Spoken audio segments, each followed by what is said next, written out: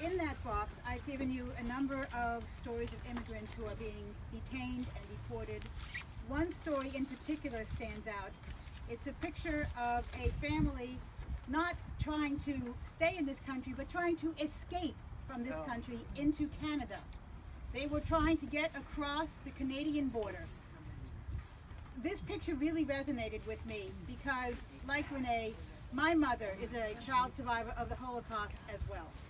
The story of her family's murder started the way these stories began.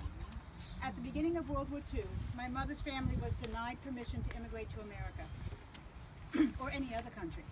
Her father and brother were taken from the family, deported, arrested by the French police, and deported to Auschwitz. Most of her family died in the Holocaust. My mother survived only because some good people were willing to risk their lives, and some sacrificed their lives, to shelter her and help her cross illegally into Switzerland. This could have been her picture. Nearly all of her family were killed in concentration camps. I'm appalled that this story is being repeated here in Michigan.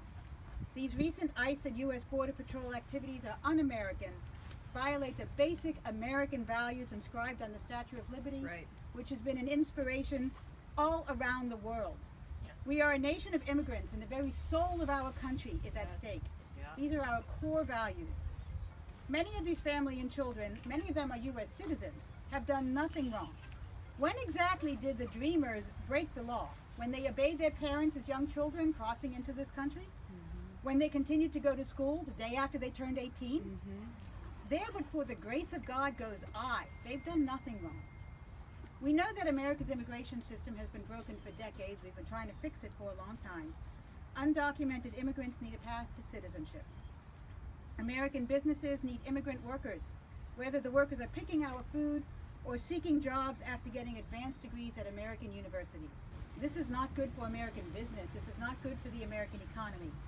I'm outraged that ICE is spending my limited tax dollars deporting taxpayers like these undocumented immigrants. Less than 1 in 5 people facing deportation have been convicted of a crime in the U.S.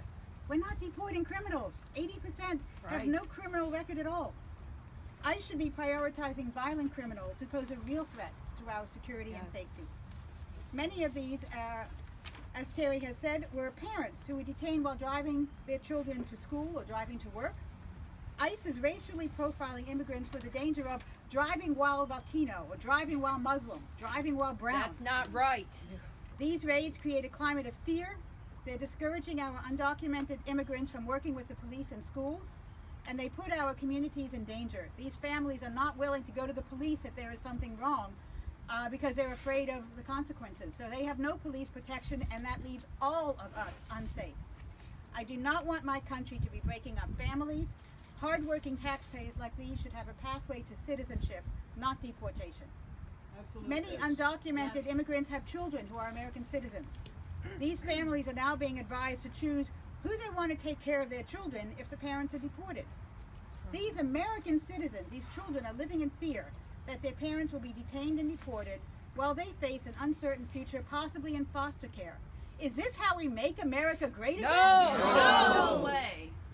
Michigan is considered a border state, which empowers the U.S. Border Control officers to ask any of us to show them their papers. I fear for my children who are not white, and for all of us if this dangerous budget is passed. My son just turned 18, and I now have to tell him, make sure you carry your passport with you wherever you go, when you go to high school, when you drive your car, carry your passport in case somebody stops you and asks you to show them your papers. This is crazy. This is not making America safe. Trump's budget calls for detaining 45,000 people in detention camps every day, hiring thousands of new agents to racially profile and deport families. Trump wants over $1 billion to go to building detention facilities, $1.5 billion to build a disastrous border wall when most people take airplanes. They don't walk across the border today. Trump's budget cuts every program imaginable that helps families. They cut the environment, they educate our children, everything that is keeping us safe, to go after these others, these foreigners. Undocumented immigrants pay taxes and are not eligible for any benefits. The Social Security Administration estimates that unauthorized undocumented immigrants pay about $13 billion into Social Security More than Trump. each year. Way more. Right. Yes, it is. If we deport 11 million people, the economy will not be healthier. If we have to find foster parents for millions of children of deported immigrants, society will not be stronger. No. Terror and intimidation are being spread throughout immigrant communities, families like my own, who are all citizens, both legal and undocumented families. We are a nation of immigrants, and diversity, not fear, makes America great. That's right. So I'd like to close with a reminder of our true American values with this quote from the Statue of Liberty. Give me your tired, your poor, your huddled masses yearning to breathe free. The wretched refuse of your teeming shore. Send these, the homeless, tempest tossed to me. I lift my lamp beside the golden door. That's America. Yes. Thank you. Yes. Thank you. Emily, take it like that. When I did that last time, it was upside down. Yeah, sometimes it works and sometimes it Yeah, doesn't. I'm not All good right, at that. one last thing. We have an ask. Our ask is that there be an investigation on all these, federal prisons. Why are they being detained?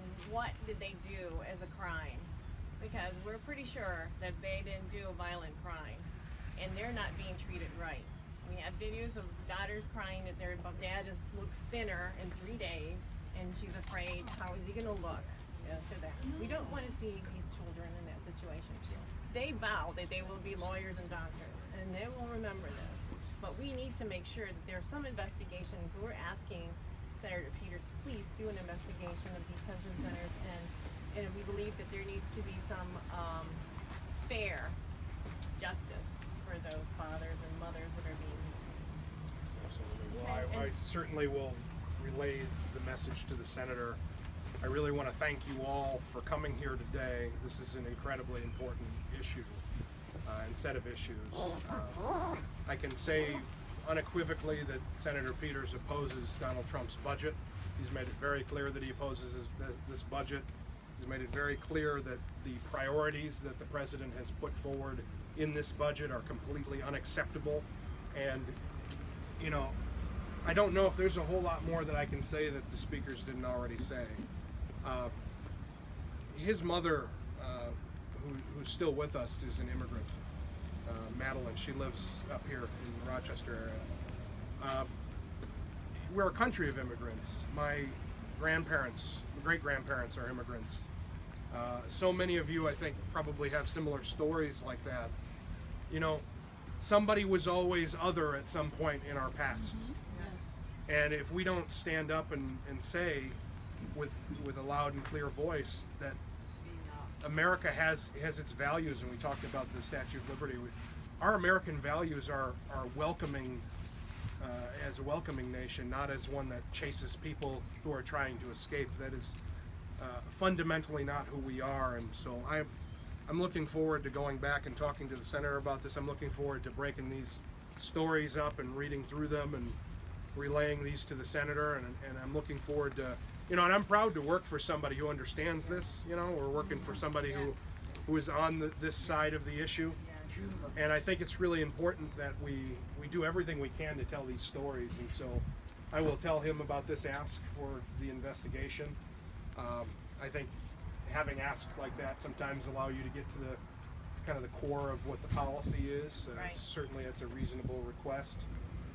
I can't answer for him now on the spot, obviously, but I'll talk to our team. We have contact information for many of you, and we'll get back in touch. And I would just encourage you to keep making your voices heard, because I really think that that's what's important right now. We've seen that every time that people speak up with a loud and clear voice, that people in power are listening.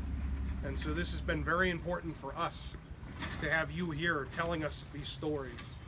It's very important for us to have you here explaining why you care about these issues, because then we can go back as staff and we can talk to the senator and say, look, there were 30 people out in front of our office in a rainstorm, and it's not particularly warm either. I'm sort of a big guy, so I'm a little more insulated, but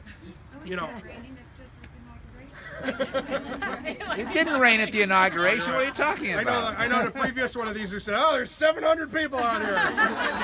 It's huge. There's 1 million people at Gary Peters' office. Yep. But so that's where I wanted to end. I just want to end saying thank you for bringing these stories. Thank you for showing up today. Thank you for making your voices heard. I think if we fight together, we certainly will ensure that we have the America that we all believe in. So thank you very much for coming. Kevin, I want to add one thing. I know that I appreciate what you said. I appreciate Senator Peters' support. We're all here, I think, strong supporters of Senator Peters. I know he's going to fight for what's right with regards to this budget. There is one thing that and I know his powers, his ability to, he's one of 100 senators. I recognize that. But there is one thing that he can do where he really can make an enormous difference locally. There are, as we've said, people being detained and deported from Pontiac and all around Michigan daily. These are his constituents. Many of them are American. They have spouses who are American citizens who are voting. They have children who either are voting or soon will be voting, who are American citizens oftentimes. We really would like him to investigate what is ICE doing locally and figure out, are they following their own policy of not racially profiling? They seem to be racially profiling. They seem to be detaining people without following due process requirements. They're deporting people without going through due process.